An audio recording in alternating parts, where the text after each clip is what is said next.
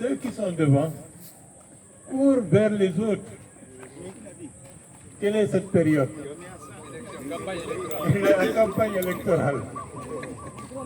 Mais comme ils ne se voient pas régulièrement, ils attendent la période électorale, ils viennent avec quoi?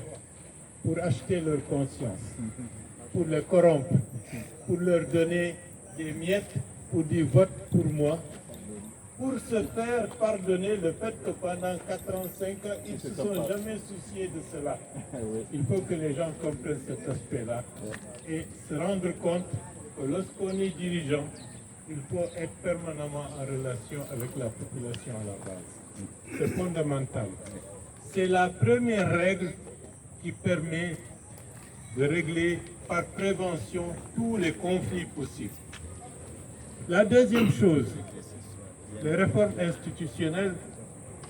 Par exemple, je prends Koundara. Vous avez combien d'écoles? Bien. Ce n'est pas le nombre qui m'importe.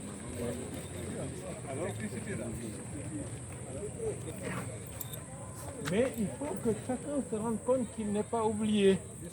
Voilà. Est-ce que vous voyez? Par exemple, si nous prenons la route pour aller à Sareboido, ou pour prendre la route pour aller à Yukunkun, les conditions ne sont pas les mêmes, n'est-ce pas? Si la voie est dégradée pendant des années et des années, que vont penser ceux qui sont de l'autre côté?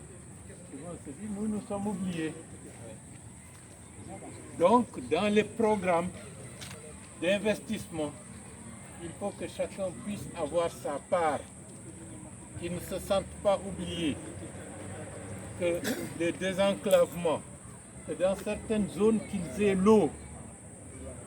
Ce n'est pas le fait que je suis avec toi, nous sommes parents, nous sommes ceci, nous sommes cela. Chacun veut bénéficier d'un petit bien-être, que ses enfants puissent aller à l'école. Les enfants qui sont dans les villages les plus reculés, on va dire que les résultats scolaires sont mauvais dans telle préfecture parce que. Mais pourquoi? Si les enfants font 20 km pour aller au collège, vous croyez qu'ils ne vont pas abandonner les classes? Je donne un exemple.